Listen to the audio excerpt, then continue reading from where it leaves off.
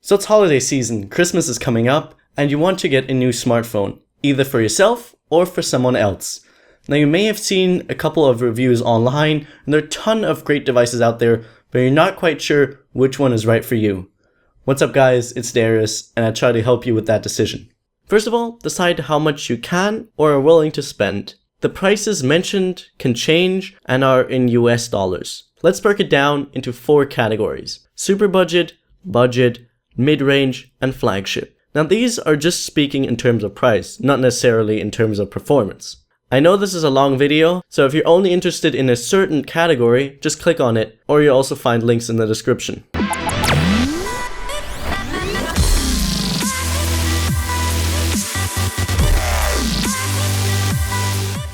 Starting with super budget, these are for you if you just want a phone that works and it just needs to do very basic stuff and you want to spend $150 max.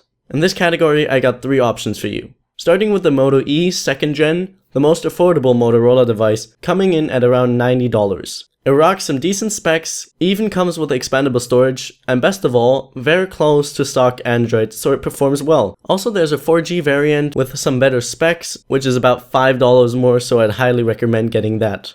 Next up is the Blue Energy X Plus. It comes in at around $125. It is a bigger phone with a 5.5-inch HD display, some good specs, micro SD card slot, and dual SIM slots, and its outstanding feature is its huge 4000 mAh battery. The only downside really is the lack of 4G, at least in the US.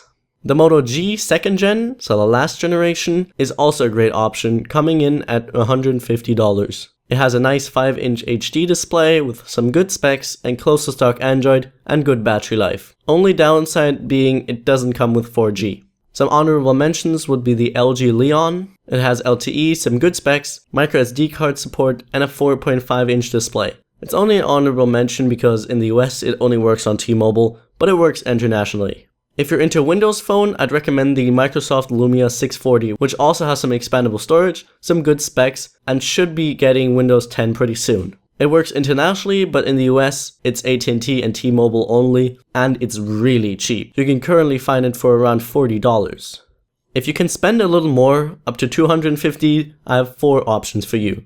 Starting with the OnePlus X, which is hands down the best budget device out there. It comes in at $250, has a very nice 5-inch 1080p display, awesome specs, Oxygen OS, which is very close to stock Android and performs well, a great build and design, and even has an alert slider, which I love. The only downside about it has no NFC, and it comes with the invite system. If you can get one, I'd highly recommend this device. If not, have a look at some of the other devices on this list, like the Alcatel One Touch Idol 3. It comes in 2 versions, a 4.7-inch and a 5.5-inch variant. The bigger one is more expensive, but has a larger 1080p versus 720p display and some better specs. Both have expandable storage, good battery life, and probably the best feature about them are the dual front-facing speakers, which are amazing. I actually have the 5.5-inch version and I really like it. The Moto G 3rd Gen is also a great option. It has a nice 5-inch 720p display, good specs, expandable storage, a fairly large battery, and it runs stock Android. The best feature of it is Moto Maker. You can completely customize your device, which is amazing in the price range. My last budget recommendation is the Huawei P8 Lite. It has some nice specs, a good display, a micro SD card slot, dual SIM slots, and a great slim design, which is its best feature. The only downside really is the OS. You might like it, but personally I don't. If you want a really good smartphone and have up to $450 to spend, I also have a couple recommendations for you. Starting with the new Nexus 5X. It sports some great specs, a nice screen, a great camera, and best of all, stock Android Marshmallow. It also has a USB Type-C port and a nice fingerprint scanner on the back. The downside is that its baseline model starts at 16GB and it has no expandable storage, so I'd recommend you to get the 32GB variant. The OnePlus 2 is a great choice as well. It has a great display, some incredible specs, a good camera and battery life. It also has a USB Type-C port and a fingerprint scanner. In fact, I just reviewed it. If you want to check out the video, it's in the description. Sadly, it has no NFC and no expandable storage, and worst of all, you need an invite to buy it. But like with the OnePlus X, if you can get one, get it, it's a great option. Next up is the LG G4. It has some great specs, an amazing Quad HD display and one of the best cameras on any smartphone. It even has a micro SD card slot and a removable battery and back. The software is a little cluttered for my taste, but if you like it, it's pretty good and it has some nice features. The G4 actually would have been on my flagship list, but the price dropped significantly and now it comes in at around $400, which is a very good price. If you want to know more about it, I'll have my review of it linked below. If you're a fan of stock Android and like to customize your device, then check out the Moto X Pure or Style. It has a beautiful Quad HD display, some great specs, expandable storage, and as before mentioned, it runs stock Android with some nice touches from Motorola. Also has front-facing speakers but no fingerprint scanner. The camera and battery life are also good, but best of all, it is the most customizable smartphone out there. In Moto Maker, you can completely customize your device how you like it, including different backing materials like wood or leather.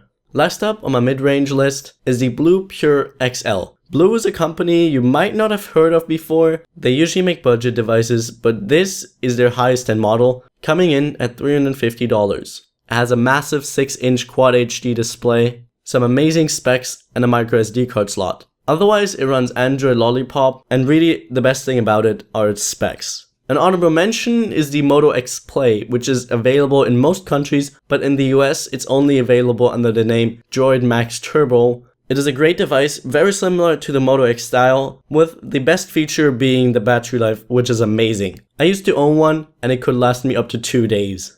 Now if you're looking for the best of the best and don't have a limit of spending, then I have 6 recommendations for you. My favorite device is the Note 5, which I actually just got and I love it. It has a gorgeous design and build, amazing specs, the best display, and arguably best camera on any smartphone. It also still comes with the S Pen, wireless and quick charging, a fingerprint scanner, and overall is just an amazing device, in my opinion the best one out there. I'll also mention the S6 Edge Plus, especially if you live in Europe since the Note 5 isn't sold here. The Edge Plus is basically the same awesome device, just has curved edges instead of the S Pen. Probably its biggest competitor is the Huawei-made Nexus 6P. It has front-facing speakers, an amazing display and specs, a great camera, and stock Android Marshmallow. Also a USB Type-C port and a rear-faced fingerprint scanner. It really is a great device and even costs a little less than the Note 5. Of course, I had to include the iPhone on this list. The 6S and 6S Plus are great devices with some nice specs, display, and iOS 9, and the camera and battery life are also great. This year it comes with 3D Touch, which is pretty cool, and Touch ID is insanely fast, which makes the lock screen almost obsolete. Of course, there are some downsides with it. The baseline model only has 16GB and it's not expandable, and you don't get the freedom of Android, but it's a great device for most people that just want a simple phone that works very well. You might have noticed that this is the only iOS device on this list. That is because iPhones are just very expensive. Even the iPhone 6 still only is about $100 less than the 6S, so it's not really worth it. The iPhone 5S is still pretty expensive and I would not recommend getting one or any older model. If you can't afford an iPhone 6 or 6S, then go with an Android device. Next up is the Samsung Galaxy S6 and S6 Edge. They're great devices and are very similar to the Note 5 and S6 Edge Plus, just smaller. They're amazing with an awesome display, camera, and design, but sadly the battery life isn't that great. However, if you're interested, I'll have my review of it in the description. Apart from the iPhone, all of the flagships on this list are big. If you're looking for a smaller device, I'd recommend the Sony Xperia Z5 Compact. It is the same device and comes with the same specs and performance of the Xperia Z5. It has a great fingerprint scanner built into the home button on the side, great specs, expandable storage, and a great camera. Everything packed into the 4.6-inch, sadly only 720p display, but it makes up for it with the amazing battery life. Lastly, there's the LG V10. It is basically an LG G4 on steroids. It has a great build, even a second display and manual video mode. It is a great device with an amazing display and camera, but if you don't need the second display, which is cool but not all that useful because it's way on the top, or you don't need the better build because it's made from metal and not plastic, I recommend you saving about $200 and get yourself the G4 instead. Two other great devices are the BlackBerry Priv and the Microsoft Lumia 950. The Priv is overall just an average smartphone, but it's also a slider phone with a cool physical BlackBerry keyboard, in case you're into that. If you're looking for a Windows phone, the best one you can get is the Microsoft Lumia 950 and 950 XL, and both even have a microSD card slot. As the name suggests, the XL is just a bigger version with some better specs. Both run Windows 10, and with an accessory, you can even turn it into a computer. Thank you guys for watching. I hope you enjoyed it.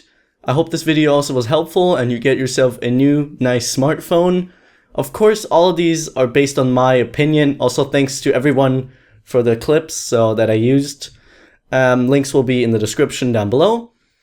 Like this video and don't forget to subscribe. See you in the next one. Bye.